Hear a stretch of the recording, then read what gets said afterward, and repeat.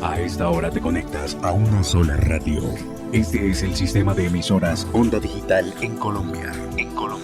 Radio virtual, hecha por jóvenes, pensada por universitarios. Sistema de estaciones Onda Digital, un concepto diferente.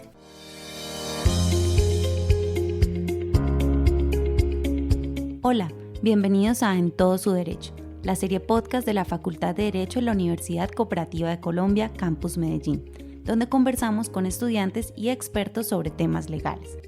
Yo soy Laura Salazar y en esta oportunidad abordaremos el tema del Decreto 1429 de 2020 sobre acuerdos de apoyo y directivas anticipadas.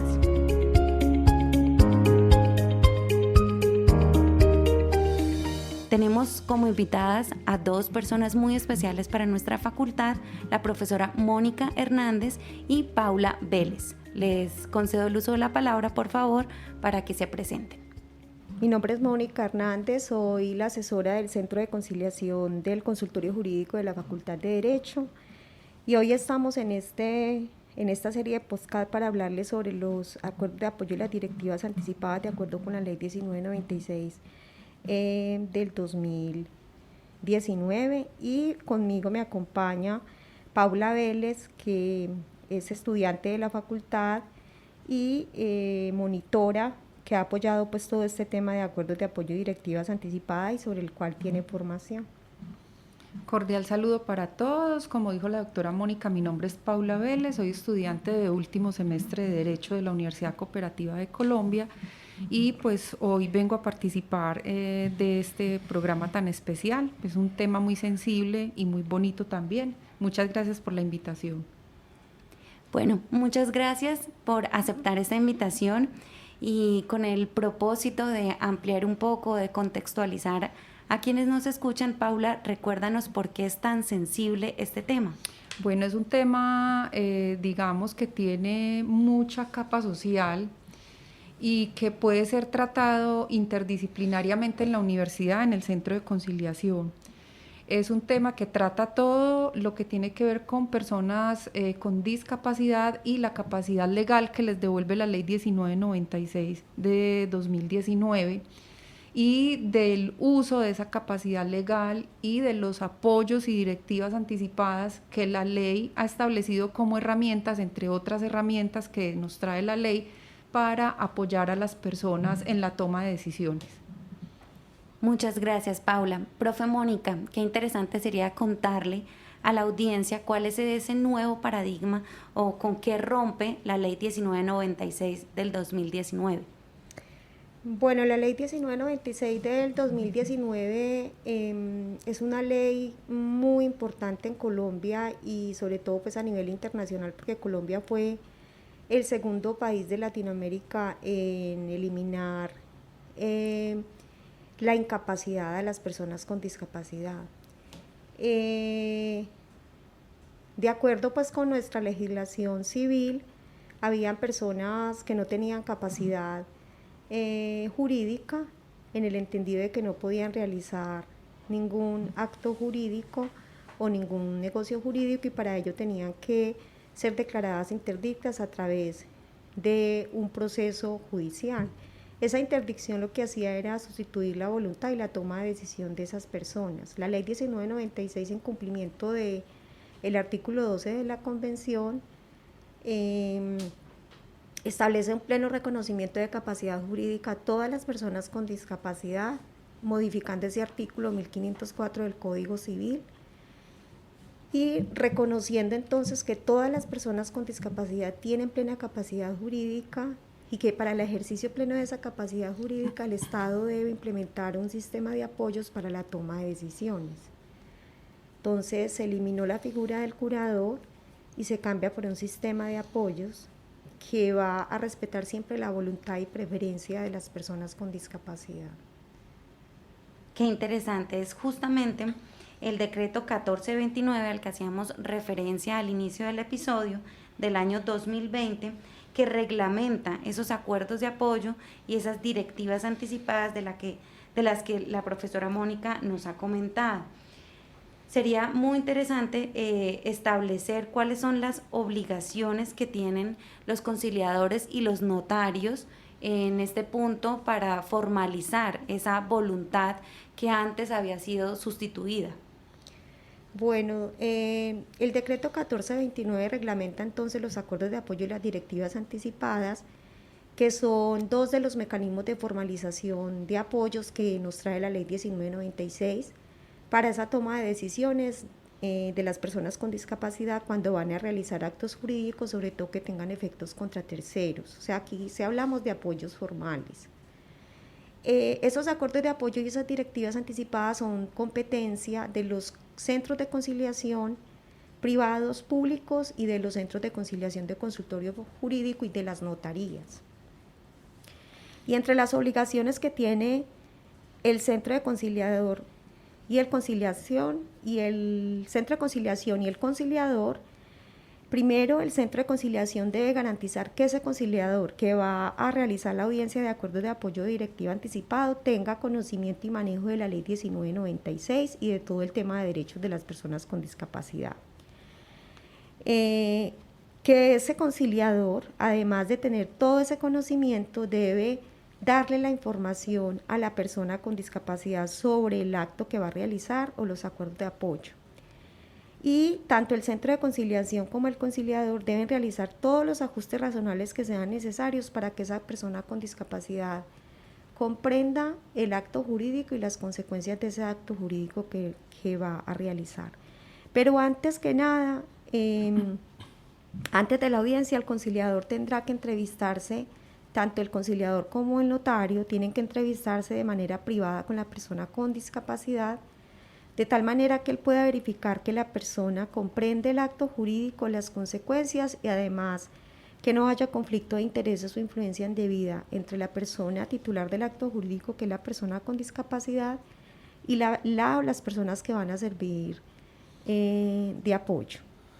Y manifestar todas las obligaciones que asume tanto la persona con discapacidad como la persona de apoyo dentro del marco de ese acuerdo de apoyos o de esa directiva anticipada que se suscriba. Muchas gracias. En su respuesta, profesora Mónica, nos recuerda o nos hace mención a los ajustes razonables. Paula, qué interesante sería que nos compartieras, además de la definición, ejemplos de cuáles serían ajustes razonables para este tipo de formalización. Bueno, los ajustes razonables son todos esos elementos que nos van a permitir comunicarnos con la persona con discapacidad dependiendo de la discapacidad que la persona presente. Esto es, por ejemplo, cuando se trate de una persona con discapacidad auditiva, entonces el centro de conciliación, una vez identificado el grado de discapacidad de la persona, deberá hacer las implementaciones necesarias para poder llevar a cabo la audiencia y así garantizarle a esa persona con discapacidad la igualdad que tiene en condiciones y que ella pueda expresar inequívocamente su voluntad.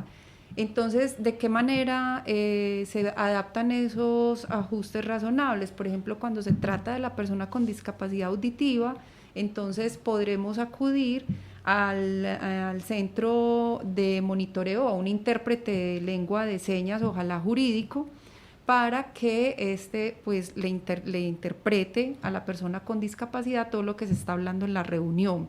Por ejemplo, si se trata de una persona con discapacidad visual, entonces podemos adaptar elementos braille para que la persona pueda, digamos, leer los documentos que se le están entregando, en este caso sea el acta de conciliación o del acta de suscripción de acuerdo de apoyo o directiva anticipada que se le presente. Entonces la universidad debe estar en la capacidad de tener todos estos elementos y así garantizar la igualdad en el proceso de suscripción. Bueno, yo quiero aquí hacer una aclaración, y es que en este momento y a partir de la convención ya no hablamos de grados de discapacidad. El ajuste razonable tiene que ver con la particularidad de cada persona, y la mejor manera de determinar qué ajuste razonable necesita una persona es conversando con esa persona, porque es la persona con discapacidad la que le ha tocado sortear tantas dificultades que son ellos mismos los que nos pueden decir qué ajustes necesita. Los ajustes razonables son todas las modificaciones que se puedan hacer en el entorno que no sean desproporcionados para la entidad, para poderle garantizar a la persona con discapacidad el servicio y también garantizarle la toma de decisiones, su voluntad y su preferencia. El ajuste razonable se diferencia de la accesibilidad en el sentido de que el ajuste razonable se realiza de manera particular de acuerdo a la especificidad y necesidad que tenga cada persona, mientras que la accesibilidad es para grupos de personas. Entonces, si yo en el consultorio jurídico permanentemente tengo un intérprete para cualquier persona sorda que llegue a solicitar el servicio, estamos hablando de un servicio accesible. Si yo tengo los servicios de braille en el consultorio jurídico para todos los documentos, estoy hablando de un servicio accesible. Pero si al consultorio llega una persona con discapacidad visual y no tenemos ese sistema de braille porque todavía no, presupuestalmente no es posible todavía, entonces un ajuste razonable que podemos tener es que una persona le haga la lectura del acuerdo de apoyos. O si tenemos el software instalado en el computador en la universidad, o si la persona tiene un software en su celular, pues ya también ella lo puede realizar. Pero el ajuste razonable tiene que ver más con esa necesidad particular de cada persona. Por eso decir nosotros que vamos a hacer una lista de ajustes razonables es imposible, porque depende mucho de la necesidad y de la particularidad de cada persona con discapacidad que vayamos a atender. Muy valiosa esa precisión, importante tenerlo pues muy presente en ese mismo orden y en aras de dar claridad. La audiencia puede estar preguntándose en este momento, bueno, tenemos de un lado directivas anticipadas y de otro lado acuerdos de apoyo. ¿Por qué no ensayamos o intentamos clarificar un poco para qué es cada uno de ellos y cómo opera en cada caso la solicitud y el trámite que tiene que hacer? Ya lo hemos dicho, son competentes tanto centros de conciliación privados o de las universidades como las notarías. La palabra es de ustedes. Bueno, los acuerdos de apoyo, es un acto que se suscribe en razón de un acto jurídico que, como dijo la doctora Mónica, deriva en repercusiones legales en algún momento, ¿cierto? Entonces, lo que se hace es que la persona con discapacidad hace la solicitud de ese acto puntual, por ejemplo, la compra de un vehículo o la adquisición de un bien inmueble, y con base en ese proceso es que se va a prestar el apoyo, porque es para casos determinados y por un tiempo determinado, mientras que las directivas anticipadas son digamos, para casos donde la persona presenta una enfermedad degenerativa que a futuro lo va a despojar, digamos, naturalmente de su capacidad de decidir, y entonces esa persona puede en esa directiva anticipada prever eventos que tengan que ver con decisiones médicas o con decisiones de actos jurídicos a futuro. Bueno, los acuerdos de apoyo son para la realización de actos jurídicos más en el momento inmediato.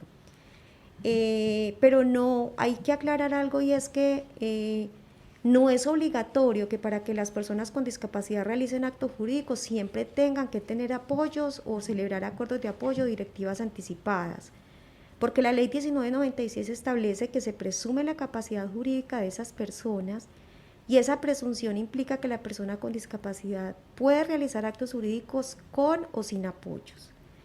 Los apoyos entonces son cuando la persona definitivamente, persona con discapacidad, decide tener apoyos para realizar actos jurídicos, como cualquier persona. A veces necesitamos asesoría para realizar cualquier negocio.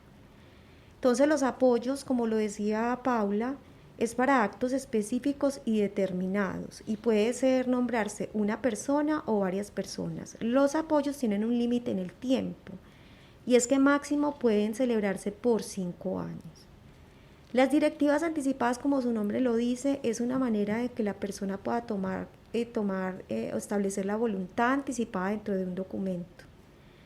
Es un documento muy importante también para las personas con discapacidad psicosocial, porque a veces las personas con discapacidad psicosocial tienen momentos de crisis y muchas veces en esas crisis pues pueden tomar malas decisiones o no tienen apoyos, personas que los apoyen en esos momentos de crisis.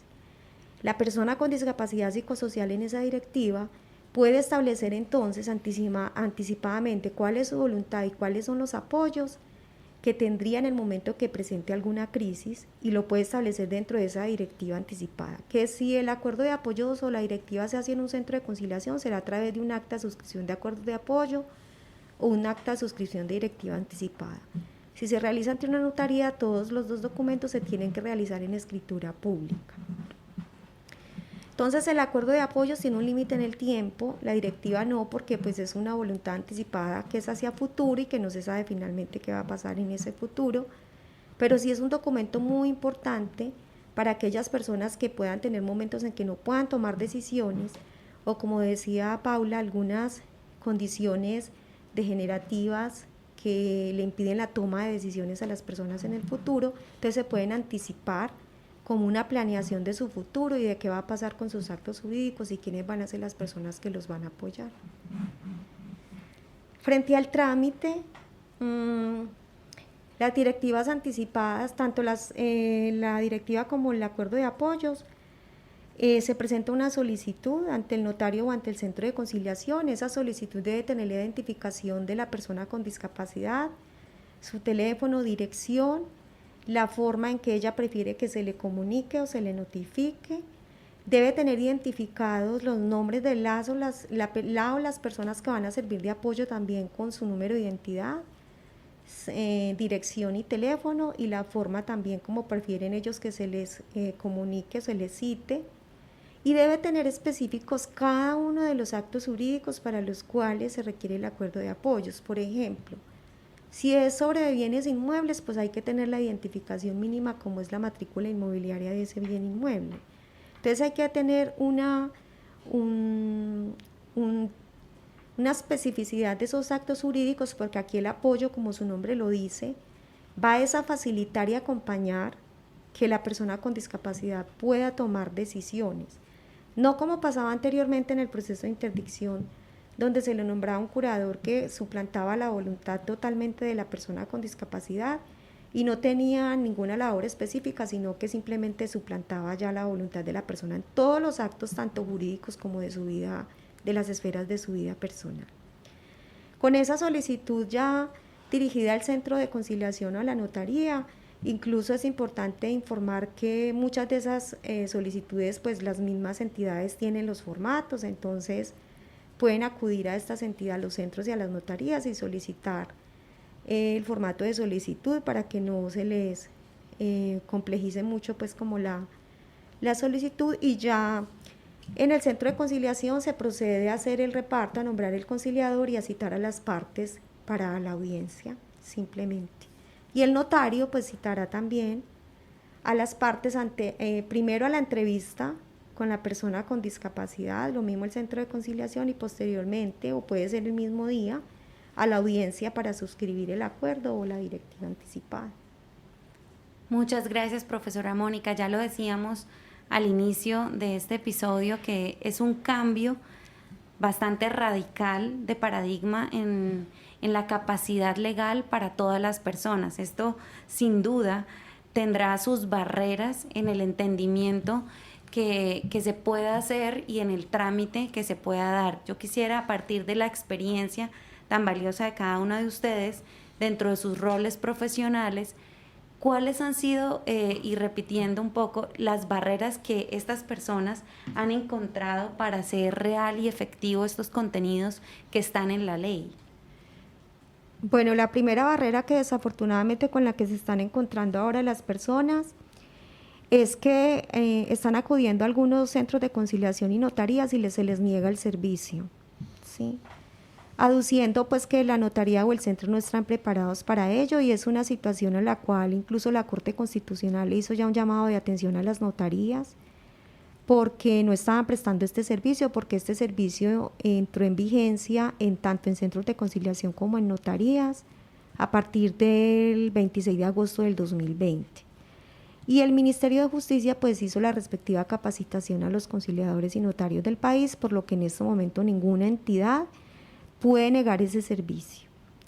Y segundo, la ley dice que la persona con discapacidad puede realizar actos jurídicos con o sin apoyo. Y lo que estamos viendo es que ya hay entidades que están volviendo casi un requisito obligatorio que la persona haga un acuerdo de apoyos. Y no es así, no son obligatorios, porque si la persona va y es una persona después de hacer los ajustes razonables, es una persona que comprende qué es lo que está haciendo y ella misma está haciendo su trámite, el deber de la entidad es prestarle ajustes razonables para que ella lo pueda hacer, no obligándolos a que entonces se va a volver el acuerdo de apoyos un requisito como se volvió la interdicción, que todo el mundo sin sustento legal, muchas entidades solicitaban la interdicción para todo trámite. Y eso es lo que también está pasando, que muchas entidades, entonces a cualquier persona con discapacidad que no necesita apoyos para realizar actos jurídicos, les están pidiendo los acuerdos para esa realización de esos actos jurídicos, cuando la ley dice que hay una presunción de capacidad legal y que todos debemos respetar ese principio. Bueno, yo considero también que hay un miedo a enfrentar esa nueva realidad de parte de los funcionarios, tanto públicos como privados, y pues se han visto casos donde llega una persona con síndrome de Down a solicitar la apertura de una cuenta a un banco y pues le es negado el servicio por no tener todavía, reclamando un certificado de interdicción, cuando esto ya está abolido. Pues es decir, hay un desconocimiento también de la norma, y aparte de ese miedo que tienen las personas de enfrentar esa nueva realidad, como lo comento. Y pues en ese sentido, todas las entidades públicas o privadas están en la obligación de adecuar y acondicionar sus instalaciones y de prestar el servicio, un servicio de calidad y equitativo a las personas con discapacidad, porque si una persona con discapacidad cognitiva o auditiva o con cualquier otro tipo de discapacidad se acerca por voluntad propia a hacer su trámite, pues esta voluntad debe ser respetada en todo sentido, que ese es como uno de los principios de la ley, respetar las decisiones y la voluntad de la persona en todo momento. Bueno, para finalizar, vamos con nuestra sección de respuesta rápida en 2 puntos y procurando no repetirnos. Indiquemos por favor a la audiencia cuáles son los puntos que debe tener la solicitud de acuerdo de apoyo. Bueno, la solicitud de acuerdo de apoyo debe tener el nombre del titular del acto jurídico de la persona con discapacidad, con nombre completo, identificación, dirección y teléfonos donde se va a notificar a citar, y especificar los actos jurídicos para los cuales se requiere el acuerdo de apoyos. Y también la identificación de las personas que van a servir como apoyo, también con la identificación de la dirección, el teléfono y cómo desea que sea citado a la audiencia. Estos mismos requisitos son los requeridos para las directivas anticipadas y son los requeridos tanto en centro de conciliación como en las notarías. Bueno, en la universidad pueden hacerla a través del correo electrónico consultajuridicas.meda@ucc.edu.co. Se detalla la narración, pues, o se hace una narración del caso en la solicitud, los datos completos del interesado y de las personas que servirán de apoyo en el acto jurídico que se especifica en la solicitud. El servicio pues que la universidad presta, hay que recordarlo, está dirigido a personas de estratos 0, 1 y 2, por lo que con la solicitud deben presentar copia de los servicios públicos de EPM y contar con un correo electrónico, como dice la doctora Mónica, pues que es un dato indispensable para el tema de las notificaciones. Y como se trata en el momento por el tema de la pandemia de un trámite virtual, pues es muy importante contar al momento de las citaciones virtuales con internet y un dispositivo que le permita acceder a ese link de acceso a la reunión. Bueno, ahora del otro lado, ubicándonos de parte del funcionario, del notario, del centro de conciliación, ¿cuáles son esos requisitos mínimos que debe contener el acuerdo de apoyo o la directiva anticipada que no pueden pasar por alto? Pues lo primero es la identificación de las partes, de la persona, como lo repito nuevamente, titular del acto jurídico y las personas de apoyo. Los actos jurídicos específicos, las funciones y obligaciones que debe cumplir esa persona que va a servir como apoyo. En el caso de los acuerdos de apoyo debe establecerse cuál va a ser la duración de esos acuerdos de apoyo, que máximo deben ser 5 años. Se tiene que especificar también dentro del acuerdo de apoyos cuál fue el resultado o cómo fue la entrevista inicial que hizo ese conciliador, el notario, con la persona con discapacidad. Y se tiene que establecer también, verificar que no haya inhabilidades de esa persona de apoyo para prestar ese servicio de apoyo, y que esa persona también cumpla con los requisitos legales que establece la ley 1996 para ser persona de apoyo. También se debe establecer la manera en que la persona de apoyo comunicará al titular del acto jurídico la forma como va a modificar o a dar por terminado su labor como apoyo, ¿sí? Tiene que quedar especificado en el acuerdo el medio a través del cual ella le va a comunicar al apoyo que va a dar por terminado o quiere modificar ese acuerdo de apoyos. Entonces eso es sobre todo como lo más importante que debe contener el acuerdo de apoyos. Bueno, y se escapan las salvaguardas. ¿Qué las salvaguardias? Bueno, son unos mecanismos que se establecen al momento de celebrar cada acto, ya sea suscripción de acuerdo de apoyo, directiva anticipada, de cómo se va a dar garantía de lo establecido dentro de esas actas. Y bueno, no, yo creo que ya todo nos lo presenta la ley 1996, ahí están todas las herramientas que tenemos a disposición, y pues yo creo que lo más importante es poder acceder dentro de la universidad a todas esas capacitaciones que la universidad nos entrega para poder prestar un servicio de calidad. Muchas gracias. Si bien hemos hecho mención que el contenido está en la ley 1996, sería muy bueno recordar quiénes pueden ser apoyos, cuáles son esos requisitos de esas personas y quiénes están llamados a prestar ese apoyo a las personas con discapacidad. Bueno, las personas que pueden ser apoyos son personas naturales mayores de edad y personas jurídicas. Y no necesariamente tiene que ser una sola persona, porque la persona con discapacidad puede tener apoyos para diferentes aspectos de su vida. Un apoyo financiero, un apoyo en salud, y todos los apoyos pueden ser diferentes porque los niveles de confianza entre la persona con discapacidad y el apoyo pues varían también de acuerdo a las necesidades que tenga la persona con discapacidad. Yo puedo confiar más en una persona en temas de salud y más en otra para asuntos financieros. Entonces pueden ser varias personas las que puedan servir de apoyo, como también entidades personas jurídicas, y tratándose de personas naturales, tienen que ser mayores de edad y que no haya conflicto entre esa persona con discapacidad y la persona que va a servir como apoyo. Bueno, a toda la audiencia les recordamos que este y otro tipo de solicitudes lo pueden remitir al consultorio jurídico de la Universidad Cooperativa de Colombia y a su centro de conciliación, escribiendo su caso, su dirección, su teléfono y su identificación a conciliadores.med@ucc.edu.co y consultasjuridicas.med@ucc.edu.co. El tiempo es oro. Gracias a nuestras invitadas por acompañarnos, compartir sus conocimientos y experiencias. A ustedes, querida audiencia, por escucharnos. Es momento de irnos, no sin antes recordarles que por favor no se olviden de sintonizarnos. Somos En Todo Su Derecho, la serie podcast de la Facultad de Derecho de la Universidad Cooperativa de Colombia, Campus Medellín.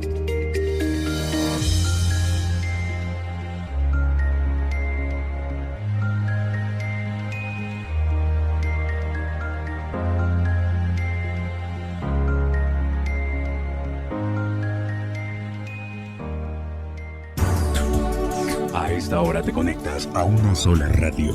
Este es el sistema de emisoras Onda Digital en Colombia. Radio virtual, hecha por jóvenes, pensada por universitarios. Sistema de estaciones Onda Digital, un concepto diferente.